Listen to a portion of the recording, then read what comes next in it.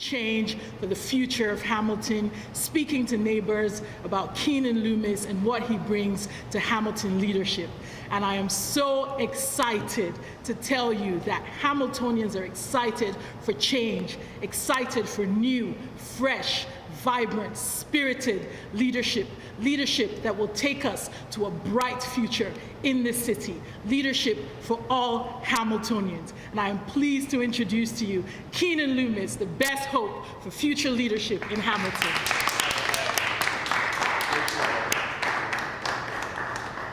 Well, thank you, everybody. This is absolutely amazing. Good morning. What an incredible show of support from so many small businesses here in town. Folks that I have been working with for years as the CEO of the Chamber, and folks that I'm just meeting this morning who are drawn in by our promise for change. Thank you as well to the local media for being here today. And thank you to everybody this morning for coming to hear our announcement of our final campaign platform. My team and I are very excited to be sharing this with you. And first of all, I want to also thank Tej and our hosts here at Mayoral Brewing for allowing us to use their beautiful facilities. This building is a great example of how urban renewal is bringing more vibrancy to our downtown core, and it's the perfect place to be sharing our platform with you all.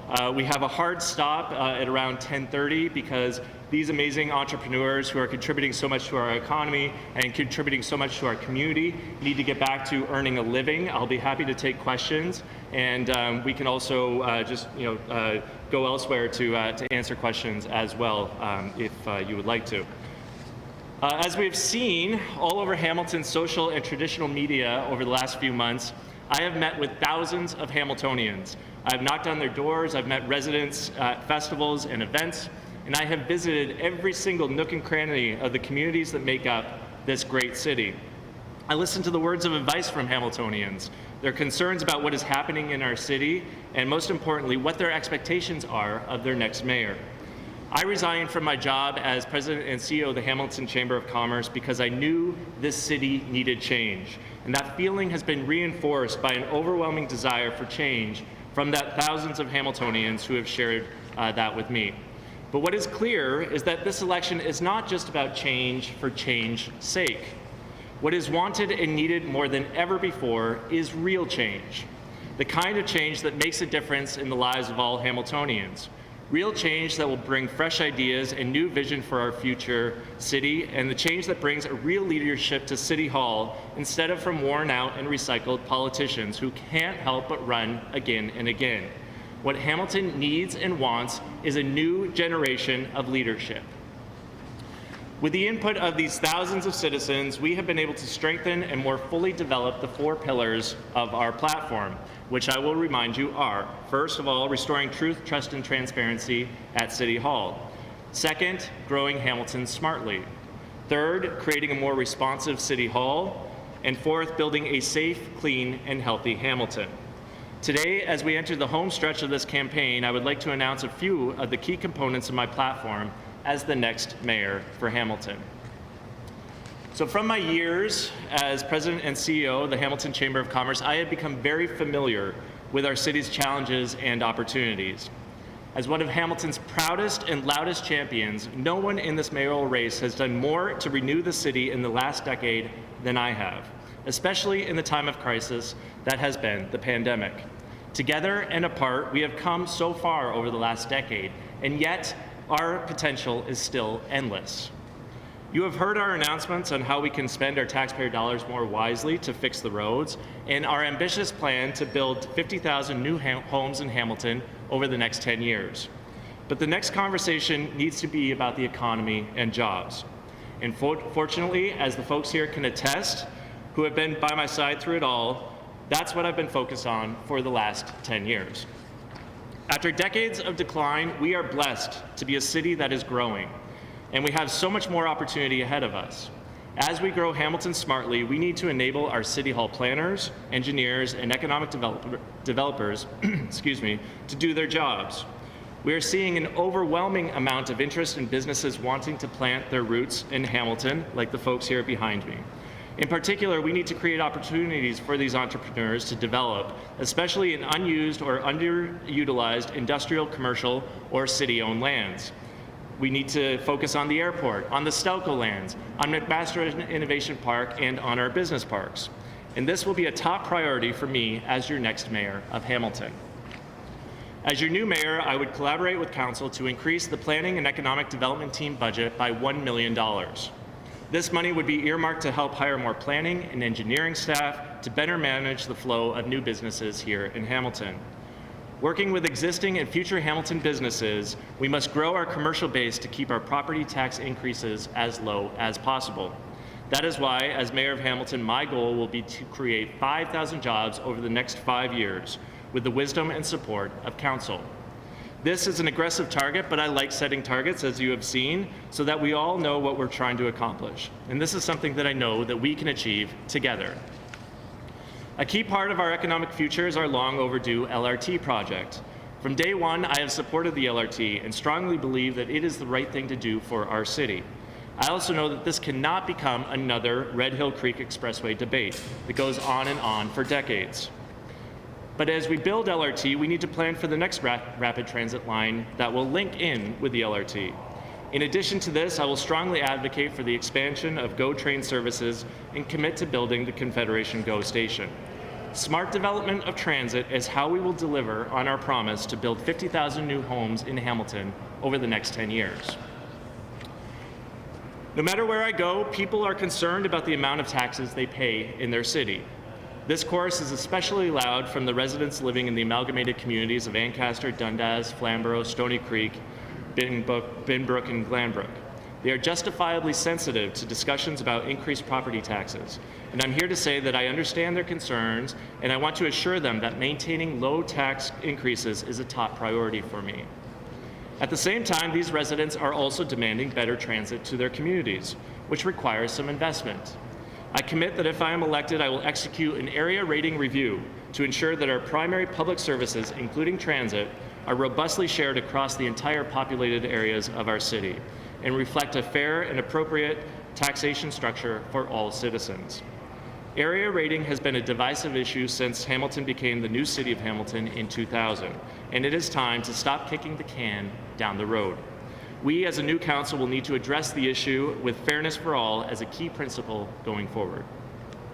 My focus on jobs, development, and transit will keep Hamilton moving, keep future tax increases low, and help us dig out of our infrastructure deficit once and for all. This type of long-term planning beyond the next election cycle and the election cycle after that and the election cycle after that is the type of leadership that this city has been missing. And to do it right, we need to re-engage our senior levels of government in this discussion. We cannot grow our city alone. As mayor, I want to establish a new working relationship with both Premier Ford and Prime Minister Trudeau. It is time to put Hamilton back on their radar and work together for the future of Hamilton. In my first month in office, I will invite both Premier Ford and Prime Minister Trudeau to visit Hamilton.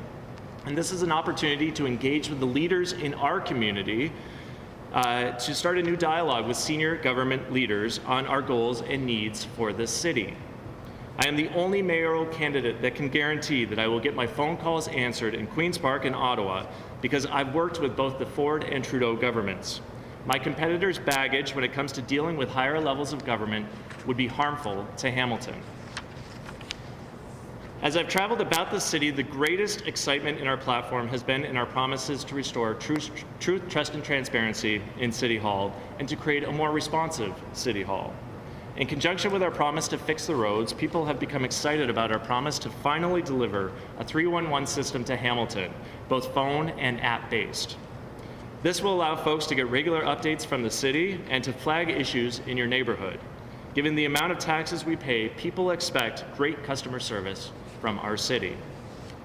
But as I said at the beginning, we need change that's far more fundamental than that. We are a campaign promising real change at City Hall. This will start with establishing a new culture of collaboration. To do so, I would like to introduce 4 new ideas for council to consider. First, we are going to read a mayor's statement of respect at the beginning of every single council meeting. This is something that I've learned from my good friend Walter Senzik, who is the mayor of St. Catharines. Second, we're going to make anti-racism, equity, diversity, inclusivity, and cultural capacity training compulsory for council members and City of Hamilton staff. Third, we're going to develop a pledge for all council members to sign as a commitment to behaving professionally, respectfully, and collaboratively, and representing residents' interests over their agenda. And fourth, we're going to develop a new rule that all council and city staff members will have zero tolerance for bullying, abusive language, or disrespectful behavior.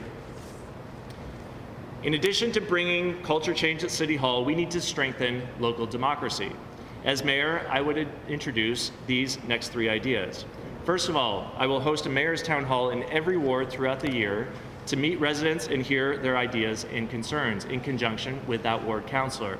And we're going to kick off that concept next Wednesday at our launch of our campaign office in Stony Creek with our very first town hall before the election in that part of the city.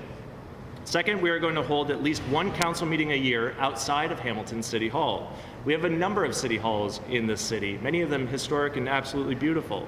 Ancaster, Dundas, Flamborough, Stony Creek, and Glanbrook. And there's no reason why we can't take council on the road. Third, we're going to implement a new policy that allocates 1/2 day per week for residents to have direct access to the mayor's office and to create the space for citizens to share their concern. Everyone deserves to feel safe, valued, and heard in Hamilton. I have been humbled and privileged to connect with Hamiltonians from diverse communities and backgrounds, and I'm honored to be able to listen to their concerns and learn from their experiences. A critical pillar of the platform is our commitment to building a safe Hamilton for everyone, one free of hate in any form, which Hamiltonians can feel proud to be a part of. One of the great joys I've had over the last couple of months has been building a much deeper relationship with our city's Indigenous community. It is clear to me that we need to acknowledge and work better with that Indigenous community. To prioritize rebuilding these vital relationships, I would encourage the city to implement 3 new conditions. First of all, we're going to lead the city to actively collaborate with the community to encourage meaningful support and resources for Indigenous citizens and leaders and restore community partnerships and relationships. I've showed up to so many spaces here in the city where the Indigenous community has come together, and they are just so happy to be heard and for people to show up. And that's half the battle, as we know. Second, we're going to commit to implementing Hamilton's urban Indigenous strategy.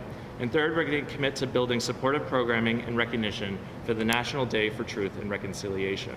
I look forward to continuing to actively engage with and learn from our local Indigenous leaders and communities. And finally, we have so many opportunities, but we also cannot be blind to the duty we have to support and protect our most vulnerable populations. We see on a daily basis the many people who have fallen through the cracks and have fallen on hard times. Many Hamiltonians are houseless and struggling from mental health and addiction. There are no easy solutions to these complex circumstances and struggles. However, with that said, we need to come to the table with a clear focus on how we are going to address these growing concerns. As mayor, I would establish a task force comprised of local residents, community leaders, and activists to oversee our homelessness efforts and initiatives and appoint one counselor to chair the committee. I would also advocate for the immediate implementation of the tiny shelters proposal and support alternative shelter pilot projects to combat this issue as well. Our students and our seniors also need our attention, yet they are often silent voices in our community. Many are living in strained financial situations and are struggling to get by. To address this issue, I would like to phase in a 4-year program that will make public transit free for both students over 12 and seniors. I would also like to expand seniors programming citywide and commit to developing a senior center for Hamilton's aging population. We have one in this community, and it is on the mountain. A lot of our seniors are congregated downtown and in Dundas, and we should be putting a new senior center along the LRT line. As I said at the outset, I'm so grateful for the support from the members of the small business community that are here today. They have been supporters for years as I grew into my role as Hamilton's voice of business, and they can attest to my abilities and my sincerity. I am honored to be sharing this moment with them. No one here or out there in the community doubts that we have a big job ahead of us, but the one thing we all have in common is our shared belief in Hamilton. There's nothing we can't achieve if 570,000 Hamiltonians are on our side. What is required, however, is real change delivering real leadership at City Hall. With your support and the support of so many others across this community, so many that I've met over the course of the last few months, our belief in Hamilton will be rewarded. I'm so optimistic for the city, and I know that you are too. Thank you all for being here this morning, and I'm happy to take that.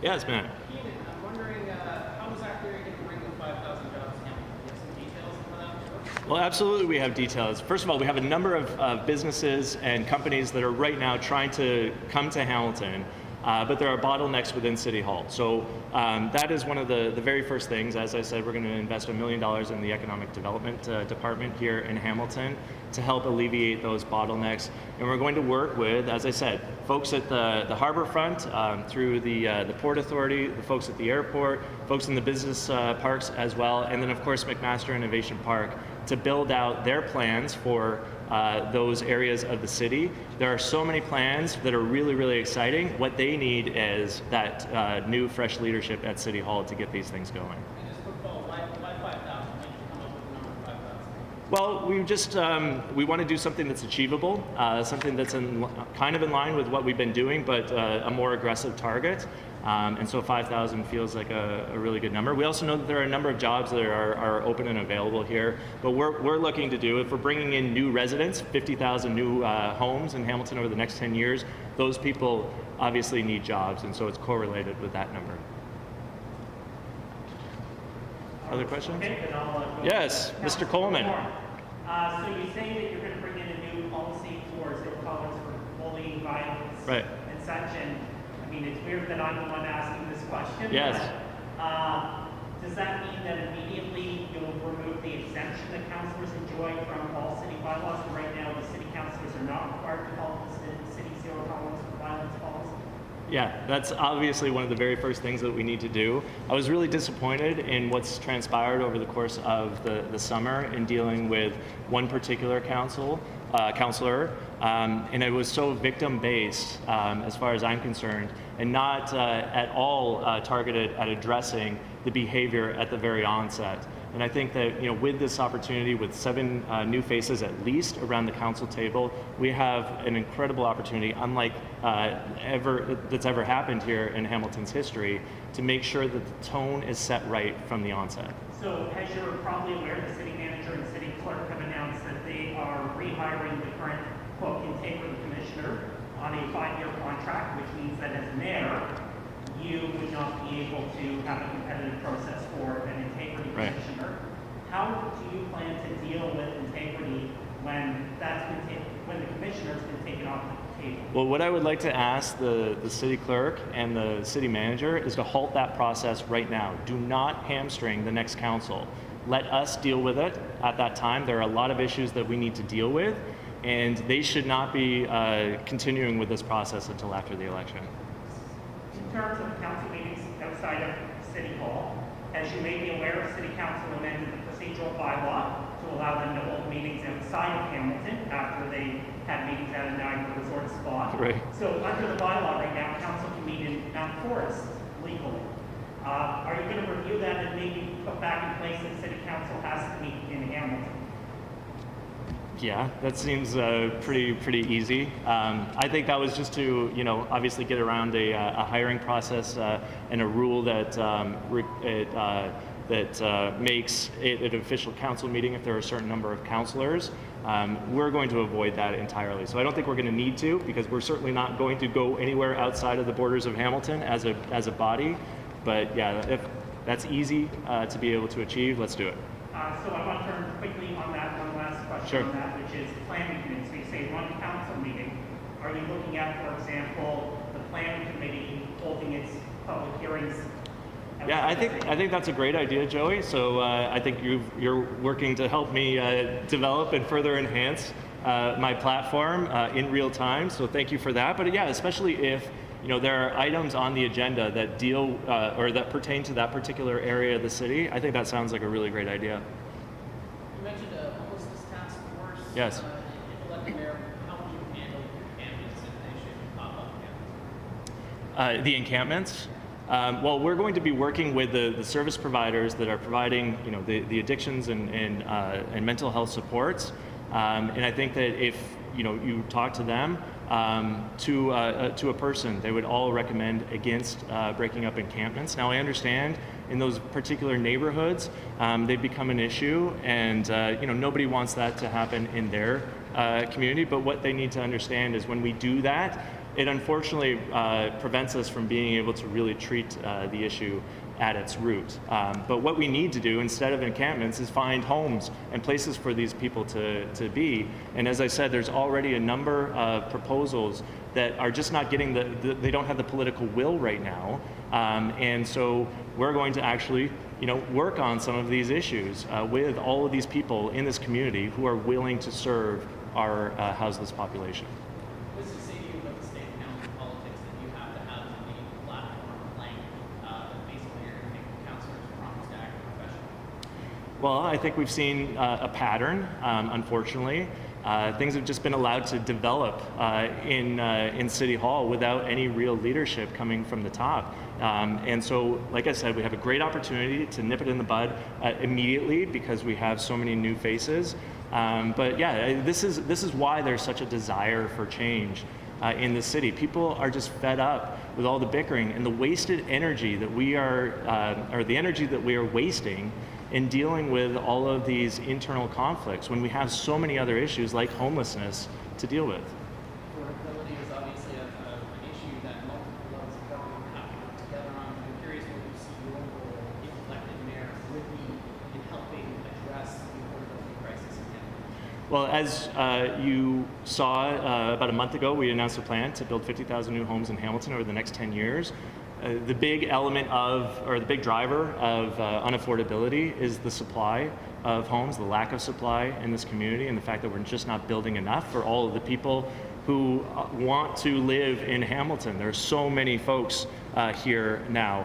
And so we've become a community in demand. So that's first and foremost. But obviously with affordability, there's so many programs that we can take advantage of. There's a proposal right now in the province to house at least 100 of the highest acuity needs folks. And that's just for $5 million a year, which is not a huge sum, but there's just no political will to deal with that. And there's just so many other things that we could be doing at this point in time. Working with the affordable housing providers, Hamilton is Homes. They're not getting any traction within City Hall to address some of the development charge issues that are not making these projects economically infeasible. So just little things here and there, and big things as well. But as I said, it all starts with having great relationships with our upper tiers of government. We don't have that right now, and we're guaranteed to not have that if one of my competitors is elected mayor. I gotta cut it off just to get you guys out. Yeah, these folks, well, I'm happy to answer more questions, certainly, but these folks, as I said, they had to go earn a living. So thank you so much for being with us. I really appreciate it, and be well.